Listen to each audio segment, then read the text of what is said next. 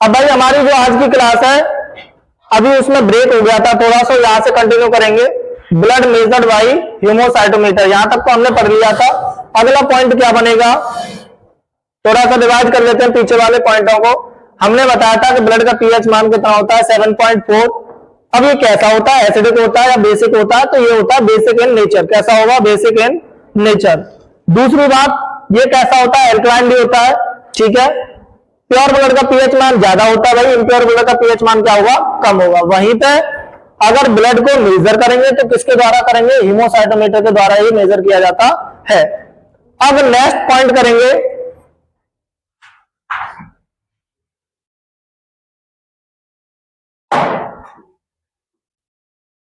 अब next point note करेंगे, यहां तक नोट करिए भैया। Good morning, very good morning. आगे चलते रहिए Rohit, good morning, very good morning भाई।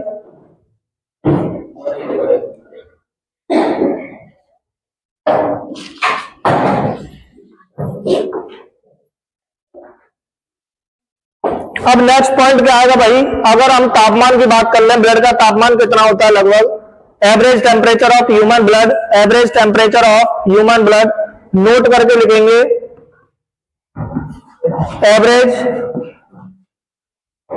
Average temperature of human blood, average temperature of human blood, यानी मानव रक्त का जो लगभग तापमान होता है औसतन, वो कितना होता है, 38 डिग्री सेल्सियस। कितना होगा भाई, 38 डिग्री सेल्सियस। यानी कि ह्यूमन का जो ब्लड होता है उसका अगर टेम्परेचर की बात करेंगे तो लगभग कितना होता है एवरेज में, 38 डिग्री सेल्सियस। यानी कि हमारे बॉडी का और ब्लड का जो टेम्परेचर है वो लगभग क्या होता है, समान होता है। आगे नोट करिए इतना।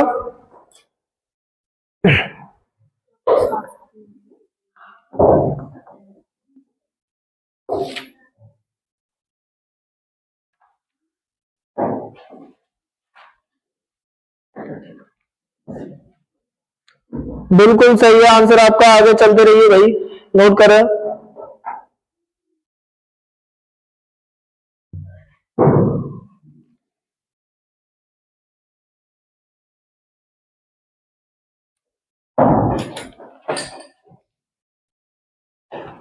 अब हमने ये तो बता दिया कि एवरेज टेम्परेचर कितना होता है मानव शरीर, मानव जो रक्त होता है उसका 38 डिग्री सेल्सियस। लेकिन यहीं अगर दूसरा पॉइंट देखें, जो ब्लड के सेल्स फॉर्मेशन होता है, फॉर्मेशन ऑफ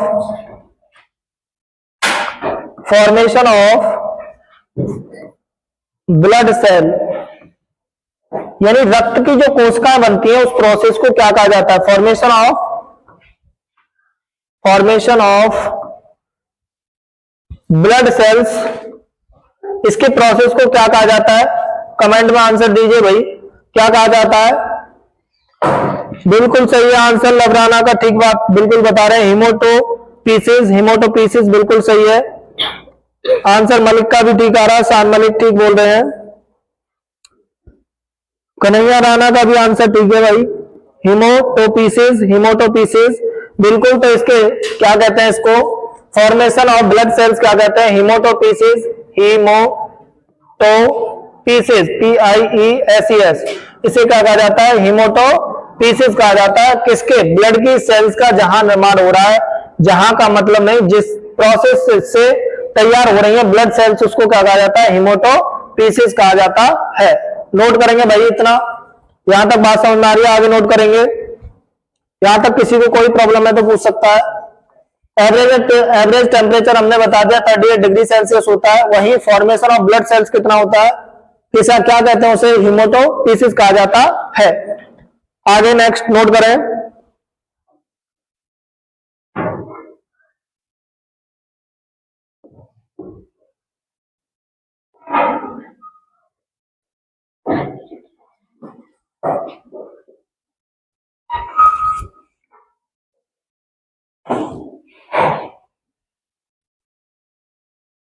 अब देखेंगे अगला बिंदु हमारा क्या होगा, आज का अगला बिंदु होगा बॉम्ब।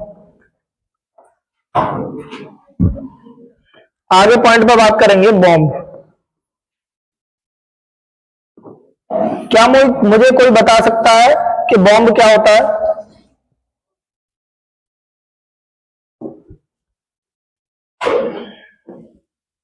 बॉम्ब कहा जा सकता है मां के गर्भाशय को। क्या कह सकते हैं? मां के गर्भाशय को।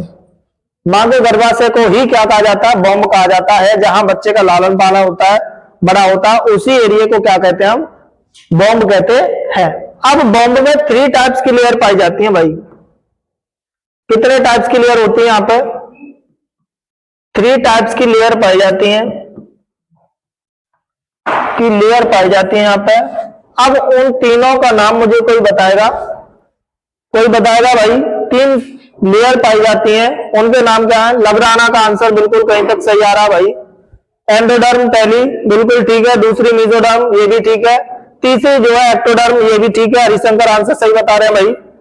Endoderm, mesoderm, ectoderm, endoderm, mesoderm और एक्टोडर्म। तो पहली क्या लिखेंगे हम? एंडोडर्म। दूसरे नंबर की क्या लिखेंगे? मीजोडर्म। अगले नंबर की क्या लिखेंगे? नेक्स्ट वाले की एक्टोडर्म। क्या लिखेंगे? एक्टोडर्म। तो हमने क्या पढ़ा कि सबसे पहली लेयर कौन सी होगी? एंडोडर्म, उसके बाद मीजोडर्म, उसके बाद एक्टोडर्म। ये 3 प्रकार की लेयर्स होती हैं जो कहां पाई जाती हैं? मां के गर्भाशय में पाई जाती हैं या मां के बॉम्ब में पाई जाती हैं, जिनसे नए नए यानी विभिन्न ऑर्गनों का क्या होता है? निर्माण होता है, फॉर्मेशन होता है। अब बताएंगे कौन कौन से लेयर से किस किस चीज का फॉर्मेशन होता है। इतना नोट करिए, आगे चलते हैं फिर भाई। नोट करें जल्दी। बिल्कुल आंसर सही है, 3 टाइप्स की होती है। केशव बिल्कुल बात सही कह रहे हैं, 3 टाइप्स की होती है भाई। आगे लिखेंगे, यहां तक नोट करिए, फालतू भी कमेंट ना करे कोई क्लास में भाई।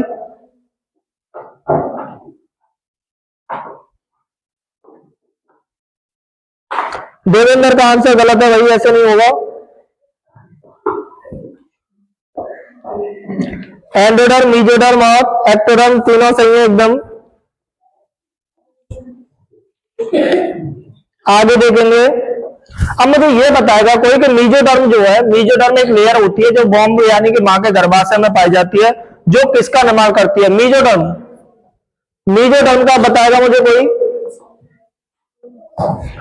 मीजोडर्म का बताएगा मुझे कोई? मीजोडर्म जो है, मलिक आंसर सही दे रहे हैं भाई, बिल्कुल सही आंसर है मलिक का। सुनील का भी आंसर यहां पे ठीक है, बिल्कुल सही है। और कमेंट करिए, बताइए। रोहित का आंसर ठीक है, पीयूष सैनी का भी ठीक है, लव राणा का ठीक है ये आंसर, लव राणा का एकदम करेक्ट है। एंडोडर्म जो है वो क्या करती है? स्किन का फॉर्मेशन करती है। क्या करेगी? Formation of skin, formation of skin यानी त्वचा का निर्माण करना, त्वचा का निर्माण। अब भाई एक चीज पूछता हूं मैं, यहाँ पे एक क्वेश्चन पूछता हूं तुम्हें कि अगर पूछा जाए कि हमारे शरीर का सबसे बड़ा ऑर्गन जो होता है, सबसे बड़ा ऑर्गन कौन सा होता है? आंसर में बताइए। बिल्कुल ठीक है, बिल्कुल आंसर भैया सही है। दीपांशु का आंसर बिल्कुल सही है, दीपेश भी सही कह रहे हैं, बिल्कुल ठीक है। प्रदीप राजपूत का भी सही आंसर आ रहा है, बिल्कुल। यहाँ पे सतेंद्र का भी आंसर ठीक है।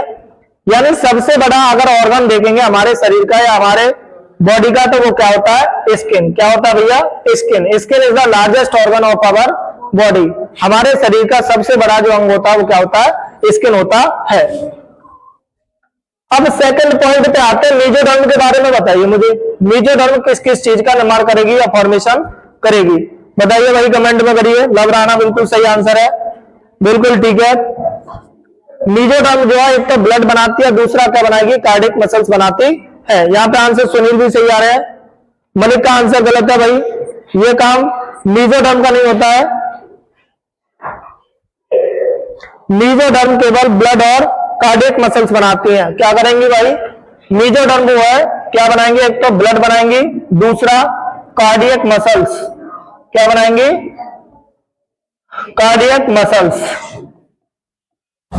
अब यहां पर ब्लड यानी ये तो बात समझ आ रही है, ब्लड क्या होता है? तो ब्लड हमने बता दिया।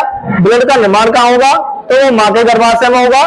कहां? कौन सी लेयर बनाएगी उसे? मीजोडर्म। लेकिन कार्डियक मसल्स क्या होती है? कार्डियक मसल्स ऐसी पेशियां होती हैं जो हमारे हृदय में पाई जाती है, हमारे किसमें? हार्ट में पाई जाती है, जिनका निर्माण कौन करता है? मीजोडर्म करता है। अब नंबर 3 की जो लेयर बची है एक्टोडर्म, इसका आंसर बताइए, कमेंट करिए। एक्टोडर्म क्या फॉर्मेशन करती है? एक्टोडर्म क्या फॉर्मेशन करती है? उजैब बिल्कुल सही आंसर हो जाएगा भाई, सत्येंद्र का भी ठीक आ रहा है वहां पे। अंकुश का आंसर गलत आ रहा है इसमें भाई। कोई बात नहीं, बिल्कुल प्रयास करेंगे, करते रहिए। एक्टोडर्म क्या क्या बनाएगी भाई? एक तो लिवर का फॉर्मेशन करती है, दूसरा kidney, liver, kidney, lungs, thyroid glands. देखेंगे तो क्या फॉर्मेशन करेगी? Liver,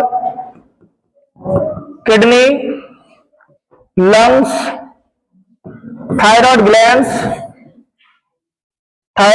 glands ETC. इन सारी चीजों का निर्माण कौन सी लेयर करती है? एक्टोडर्म। कौन सी करती है? एक्टोडर्म। अगर हमने देखा कि ये 3 लेयर होती हैं,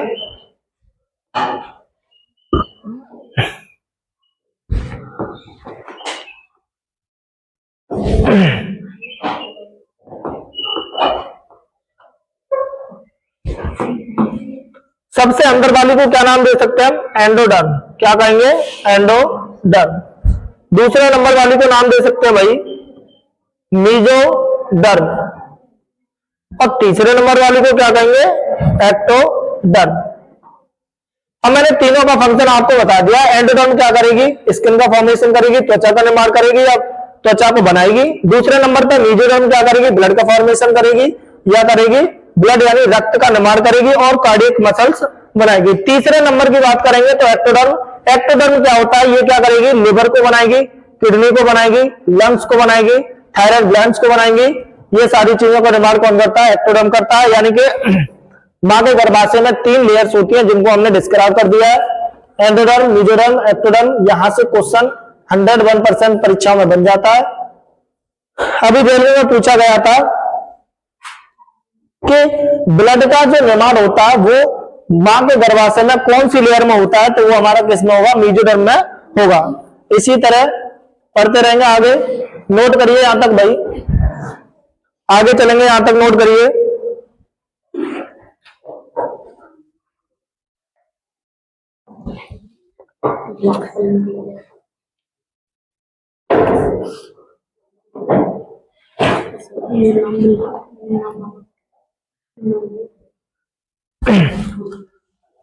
चलिए भाई नेक्स्ट पॉइंट, इसमें चलते हैं आगे। यहां तक की बात कर ली हमने, अब बढ़ेंगे आगे।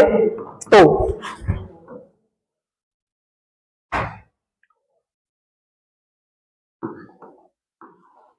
अब देखेंगे, एक पॉइंट आएगा, इंपोर्टेंट पॉइंट है, और कई बार ये छोटी मोटी परीक्षाओं में और रेलवे में तो फेवरेट क्वेश्चन बन जाता है।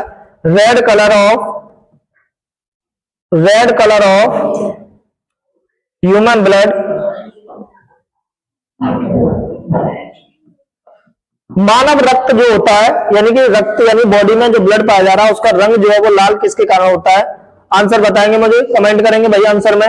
Red colour of human blood, answer बिल्कुल बताइए। आंसर बिल्कुल ठीक है, लवराना सही बात कर रहे हैं।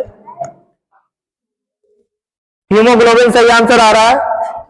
नितिन का भी आंसर सही आ रहा है। सुनील यहां पे गलत बता रहे हैं। रोहित यादव का भी आंसर ठीक आ रहा है। विशाल राणा का भी आंसर सही है भाई।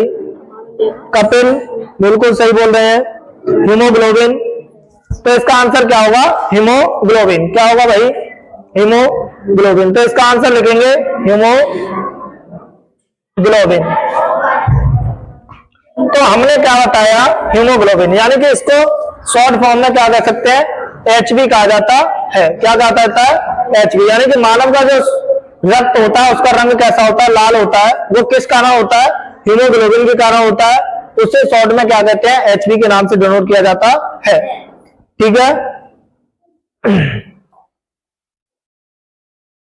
नोट करिए, यहां तक आगे चलेंगे।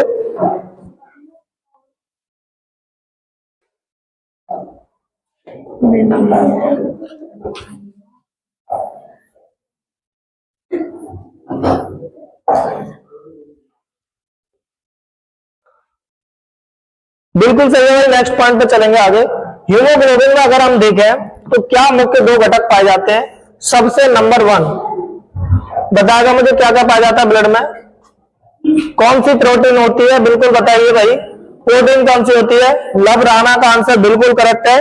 प्रोटीन इसमें ग्लोबुलर प्रोटीन होती है। मलिक भी आंसर सही दे रहे हैं भाई, ग्लोबुलर प्रोटीन होती है। पीयूष सैनी का भी आंसर सही है, आयरन कंपाउंड्स होते हैं। हरिशंकर भी बिल्कुल सही कह रहे हैं भाई। तो देखेंगे यहाँ पे पहली चीज आयरन कंपाउंड्स होते हैं। दूसरी चीज क्या होगी यहाँ पे? दूसरी चीज होगी ग्लोब्यूलर प्रोटीन। एग्जामिनर का फेवरेट क्वेश्चन बनता है भाई, यहां से इंपोर्टेंट है, मोस्ट इंपोर्टेंट, कि ब्लड में यानी कि ह्यूमन ब्लड में कौन सी प्रोटीन जो है वो पाई जाती है? तो आंसर में हम क्या लिखेंगे? ग्लोबुलर प्रोटीन पाई जाती है। आयरन कंपाउंड पाए जाते हैं जिसके कारण आयरन का रंग कैसा होता है? आयरन के रंग यानी कि आयरन के जो कंपाउंड है उसके पाने के बाद ही हीमोग्लोबिन में क्या होता है? रेडनेस आती है, और इसी के रेडनेस के कारण ही क्या होगा? रेड कलर होगा किसका? ब्लड का। ठीक है भाई, यहां तक नोट करेंगे। आगे की क्लास अगले दिन कंटिन्यू करेंगे, यहां तक इस क्लास में यहीं तक बात करेंगे। और इसी तरह का पढ़ने के लिए हमारे चैनल के साथ जुड़े रहिए, साइंस विद केडी सर। आगे चलेंगे भाई नेक्स्ट क्लास में। आज के लिए इतना ही समाप्त करेंगे यहीं पे।